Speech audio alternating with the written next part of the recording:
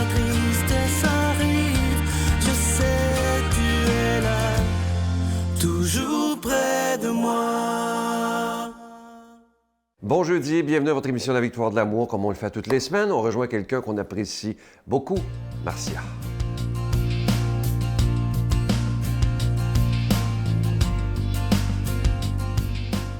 Bon jeudi tout le monde, ça me fait toujours plaisir de commencer le jeudi avec vous. Je vais vous parler aujourd'hui de notre rapport à notre corps. Pourquoi? Parce que je commence à avoir des amis qui, dès là, fin février, se mettent à parler de leur maillot de bain, puis de l'achat du maillot de bain, puis de l'été, puis on a donc hâte de mettre le maillot de bain, puis là, il faut commencer à maigrir parce que dans l'éventualité où on va vivre l'espèce de situation très dramatique d'aller en cabine, puis mettre le... Et je trouve, dans ces propos-là, qu'il y a tellement de souffrance et de maltraitance envers notre corps. La maltraitance envers notre corps, ce n'est pas que de ne pas faire de sport et de laisser notre corps, de le laisser pour compte. C'est pas ça du tout. C'est ce qu'on pense de notre corps, comment on parle de notre corps. Et je trouve ça toujours très attristant qu'on n'ait pas à cœur de développer une relation au quotidien d'amitié, d'amour même, je dirais, avec notre corps, quel qu'il soit, quelle que soit sa condition. On est dans une société où on doit être parfait tout le temps, hein? Avoir des six-packs ici, puis qu'on soit là, totalement bien découpé, mais on le sait que ce n'est pas réaliste. Il y a la ménopause, il y a les fluctuations de la vie qui fait que notre corps ne peut pas être optimal tout le temps, mais il peut être là tout le temps. Il est là tout le temps pour nous. Dans mon livre « 365 rendez-vous avec Marcia », qui comporte un texte tout au long de l'année, donc 365 textes. Le texte du début février, 1er février, s'intitule « Lettre à mon corps ». J'ai fait ça, moi, à un moment donné, et je vous suggère de le faire.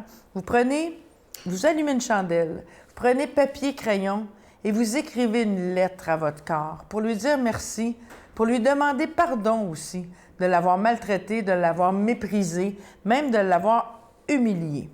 J'ai fait ça, cet exercice-là, et ça m'a fait un bien énorme. Et chaque année, je la relis, cette lettre-là.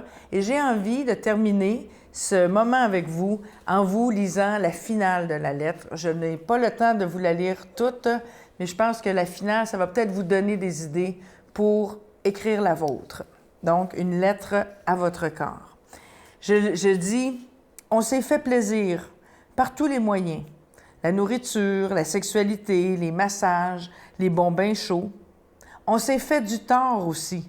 Pas souvent, mais parfois avec des habitudes, des mécanismes de sabotage.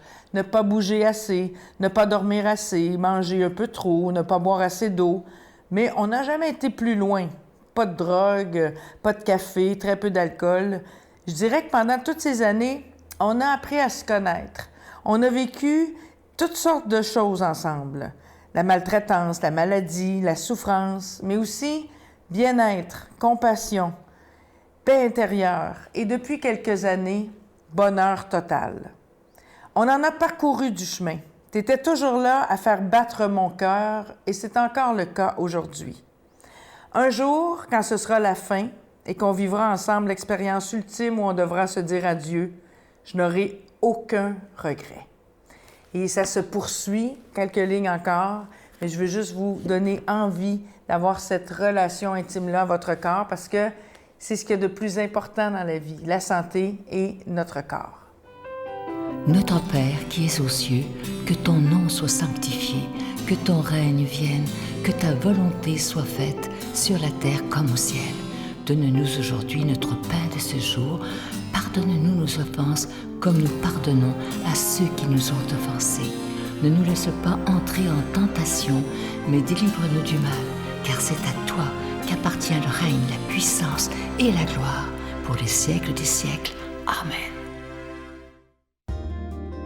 La Victoire de l'amour vous invite à sa retraite spirituelle les 17, 18 et 19 mai 2019 sous le thème « Si vous saviez comme je vous aime, vous en pleureriez de joie ». En compagnie du Dr Gilles Lapointe, Sœur Angèle, Brigitte Bédard, Marie-Jeanne Fontaine, Miguel Padilla et Sylvain Charon. Nous aurons droit à un magnifique spectacle d'Étienne Drapeau le samedi soir. Et comme invité spécial, nous avons le privilège de recevoir Monseigneur Pierre-Olivier Tremblay à l'Hôtel et Suites Le Dauphin de Drummondville. Réservé au 514-523-4433. Sans frais, 1-888-811-92-91. La Victoire de l'amour présente Marie, mon secret, icône de la beauté divine. Avec le Père Michel-Marie plongé dans cette véritable retraite spirituelle de plus de 6 heures sur Marie, Mère de Dieu. Et apprenez comment il peut naturellement nous guider vers son Fils. À partir de 49,99, obtenez-le en ligne sur lavictoiredelamour.org en format DVD au 514-523-4433 ou le 1-888-811-92-91. Laissez enfin Marie vous combler de sa grâce. Encore cette semaine, je vous parle de ce magnifique cadeau du mois, une belle exclusivité de la Victoire de l'amour. Il s'agit de ce CD du chapelet médité. Et c'est avec Marie-Jeanne Fontaine. Imaginez, elle n'a que 20 ans. Et elle a choisi les mystères lumineux. Et aussi, vous allez être très content, sur ce CD, il y a aussi 3 chants à Marie, parce que Marie-Jeanne a une voix pure, une voix d'ange, et vous allez voir, les chants sont absolument magnifiques. Ça nous aide d'ailleurs à prier le chapelet avec elle. Je vous rappelle que c'est avec un don de 25 $, et si vous en voulez 2 CD, c'est avec un don de 40 $, parce que ça se donne vraiment bien en cadeau. Faites-vous ce cadeau-là ou donnez-le en cadeau, et moi, je vous le dis, vous allez être conquis lorsque vous allez l'entendre pour la première fois. Vous allez avoir le goût de prier le chapelet avec Marie-Jeanne à tous les jours. J'en suis absolument convaincu. Je vous donne l'adresse. La Victoire de l'amour, casier postal 120, succursale Boucherville à Boucherville, le J4B 5E6. Je vous la redonne. La Victoire de l'amour, casier postal 120, succursale Boucherville à Boucherville, le J4B 5E6. Également par téléphone, par carte de crédit du lundi au vendredi de 8h30 à 16h30 dans le 514-523-4433, 523-4433 ou sans frais le 1-888-811-9291, 1-888-811-9291 et aussi sur notre site Internet. Vous savez que c'est une façon très rapide, efficace et sécuritaire de faire votre don et on vous envoie le cadeau du mois immédiatement. C'est le www.lavictoiredelamour.org. Alors, je vous rappelle, c'est le CD du chapelet médité avec les mystères lumineux et ça inclut 3 magnifiques chants à Marie avec Marie-Jeanne Fontaine. Merci de tout mon cœur de votre grande générosité.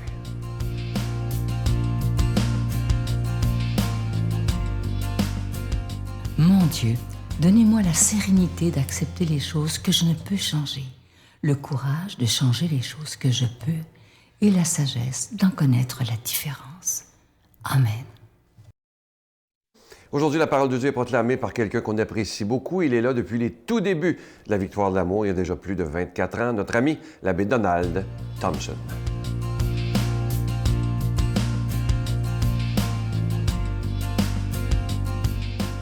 Bon matin, fin février déjà, on espère le printemps bientôt, hein?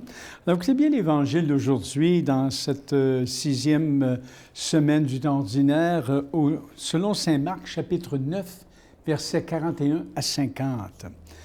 En ce temps-là, Jésus disait à ses disciples, « Celui qui vous donnera un verre d'eau au nom de votre appartenance au Christ, amen, je vous le dis, il ne restera pas sans récompense. Celui qui est un scandale, une occasion de chute pour un seul de ces petits qui croient en moi, mieux vaudrait pour lui qu'on lui attache au cou une de ces meules que tournent les ânes et qu'on le jette à la mer. Et si ta main est pour toi une occasion de chute, coupe-la. Mieux vaut pour toi entrer manchot dans la vie éternelle que d'en t'en aller dans la géhenne avec tes 2 mains, là où le feu ne s'éteint pas. Si ton pied est pour toi une occasion de chute, coupe-le. Mieux vaut pour toi entrer estropié dans la vie éternelle que de t'en aller dans la géhenne avec tes 2 pieds. Si ton œil est pour toi une occasion de chute, arrache-le. Mieux vaut pour toi entrer borgne dans le royaume de Dieu que de t'en aller dans la géhenne avec tes 2 yeux, là où le ver ne meurt pas et où le feu ne s'éteint pas. Chacun sera salé au feu, c'est une bonne chose que le sel, mais s'il cesse d'être du sel, avec quoi allez-vous lui rendre de la saveur? Ayez du sel en vous-même et vivez en paix entre vous. Un évangile assez spécial ce matin, hein? On a l'impression qu'on va tous partir pour se mutiler, hein, mutuellement dans quelques instants, mais ce n'est pas le cas, ce n'est pas le sens de cet évangile. Dans un langage fort, quel est le message spirituel que l'évangéliste Marc veut nous laisser ici? Je pense qu'il y a un message fondamental, assez radical, il faut être sans compromis avec le mal. Je pense qu'on peut se dire ça ensemble. Pas de compromis avec le mal. Maintenant, c'est une lutte qui est constante, qui est sans concession. Hein? L'ouverture d'esprit de Jésus ne le rend pas pour autant laxiste. Hein? Jésus n'a pas été quelqu'un de laxiste. Il s'oppose à ce qui détruit l'âme et le corps de l'être humain. Toute sa vie a été une vie marquée par ça.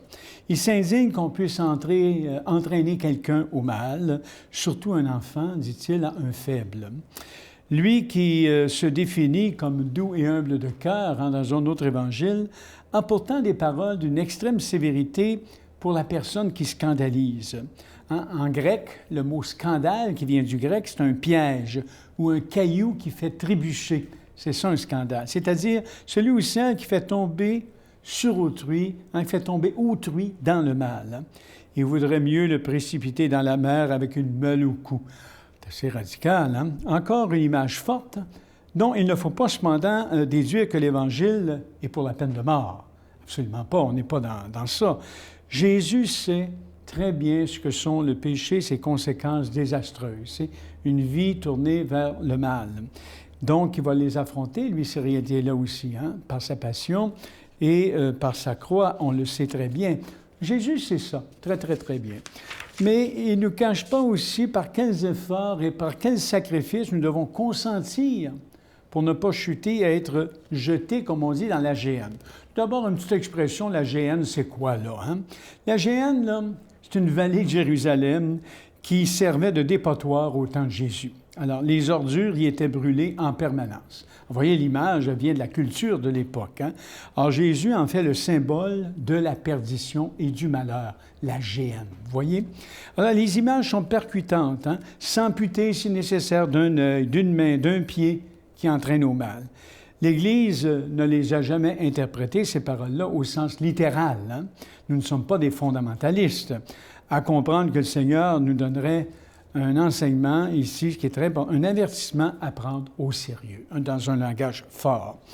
Pour être sauvés, nous devons parfois, je dirais, trancher dans le vif de nous-mêmes, hein, pour accepter le salut, hein, je dirais, être complété par un autre. C'est ça l'humilité du croyant. Donc, c'est le combat du baptisé. Souvenez-vous, quand on a été baptisé, on ne s'en souvient pas pour la plupart, on était tout petit, quelqu'un a dit pour nous, rejetez-vous le mal. Oui, je le rejette. Hein. Par ces mots de la profession de foi, les adultes le disent bien, de son baptême, un chrétien s'engage dans cette lutte contre le mal, contre l'esprit du mal. C'est le combat d'une vie. Ça suppose, je dirais, un discernement toujours en éveil, parce que les racines du mal s'infiltrent en nous et nous anesthésient. Hein? Alors, plutôt que de s'arracher l'œil, si je vous disais aujourd'hui, il faudrait l'ouvrir l'œil avec lucidité. Hein? Lucidité.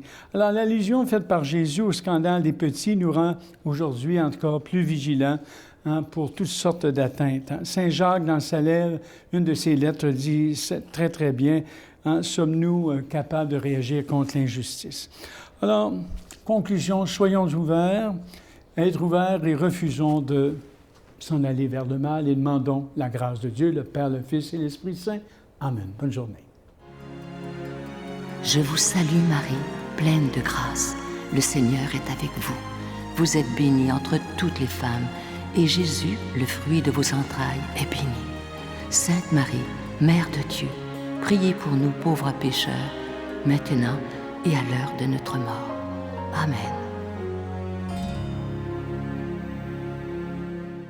Il me reste que le temps de vous souhaiter une magnifique journée. Comme je vous dis souvent, au lieu de regarder ce qui va mal, regardons ce qu'il y a de beau et de grand sur notre planète. À demain. Bye.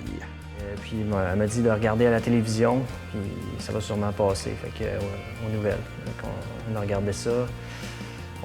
J'ai vu le corps de mon père. J'ai vu le sang descendre du fourgon. J'ai vu les trous de balles dans le... Fait que ça a été un choc, mettons.